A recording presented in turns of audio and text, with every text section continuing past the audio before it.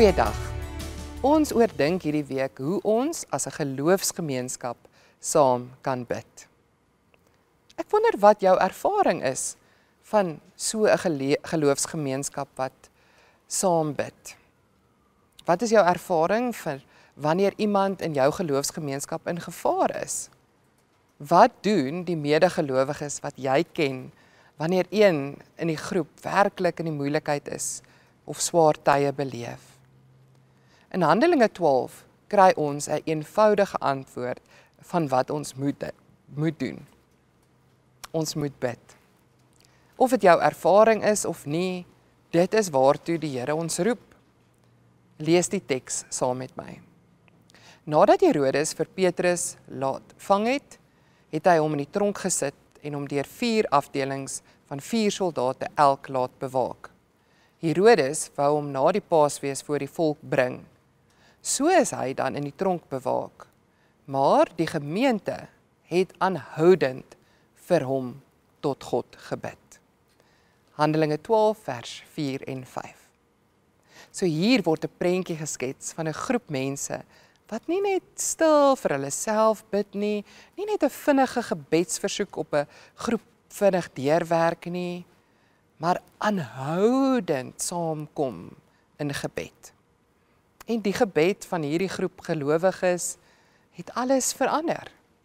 Hierdie teks herinner ons hoe dinamies en kragtig dit wel is as gelowiges intree vir mekaar in gebed.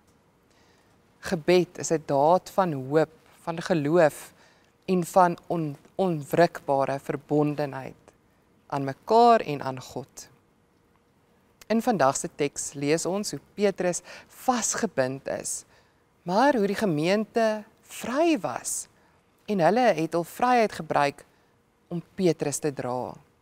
Dit is nie net sekeres in die gemeente wat gebid het nie, hulle het as groep saam vir Petrus gebid. Hulle het geglo dat Petrus se stryd hulle saak is. Intersessie is nie om namens iemand anders te praat nie, dit is om saam met hulle voor God te staan. Henry Nouwen beskryf hierdie intersessiegebed as standing in the gap where pain and hope meets. Dit is wat hierdie gemeente doen. Hulle vul die gaping tussen die tronk en Petrus se vryheid. So, om vir ander te bid, begin jy by 'n verbondenheid met hulle en hulle situasie. Ons lees verder in vers 13 tot 16. Toe hy geklop het aan die buitedeur, het hulle nie geglo dat dit regtig Petrus was nie. En dit is so ironies, want hulle het ons nou net gebid dat hy wel vry moet kom. Hulle het gebid vir sy bevryding, maar toe dit gebeur, kon hulle dit nie glo nie. So duidelik het God nie op hulle geloof staat gemaak nie. Hy het dalk eerder staat gemaak op hulle volharding of op hulle volharding gereageer toe hulle vir Petrus ingetree het.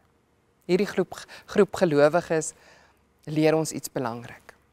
Selfs al twyfel jy dat God jou gebed sal verhoor, bly bid, bly volhard.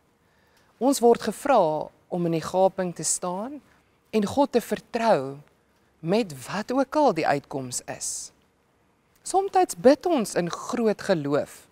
Somtyds bid ons wanneer ons uitgeput en oorlaai is en moeilik glo. Maar dit maak nie saak hoe jy voel, hoe groot of klein jou geloof is nie. Wat saak maak is dat ons getrou bly bid. Wanneer ons saam met ander bid, oefen ons hierdie tipe volharding. Dis makliker om aan te hou hoop as ons dit saam met ander doen. Dis juis maklik wanneer dit nie vir ons sin maak nie. Ander help ons juis wanneer dit vir ons moeilik is om te bly glo. Vers 16 sê toe hulle hom sien, was hulle verbaas. Hierdie gebedsbyeenkoms het nie net Petrus se omstandighede verander nie. Dit het die gemeente se geloof opgebou.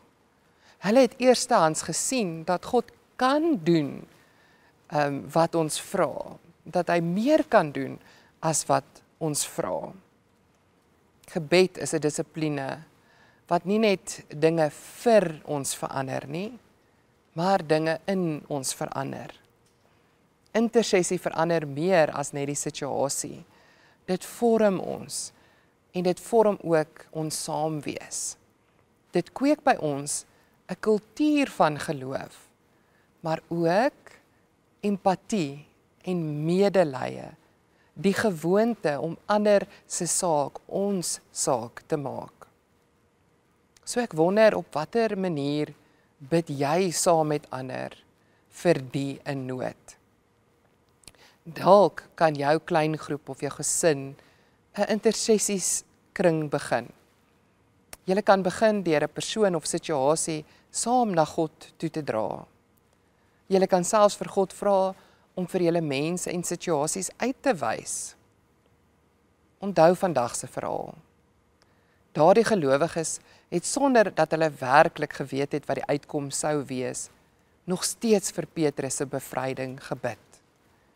Wie is daar in jou lewe met letterlike of figuurlike kettinge vir wie jy in hierdie oomblik wil intree? Kom ons bid saam.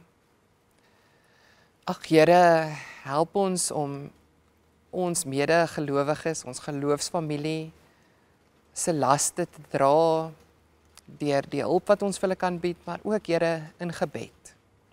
Gee dat ons in die gaping sal staan van waar hulle is en waar ons hoop hulle sal kan wees. Here, ons bid vir die wat vasgevang is en nie vry is nie. Here, maak hulle vry. Amen.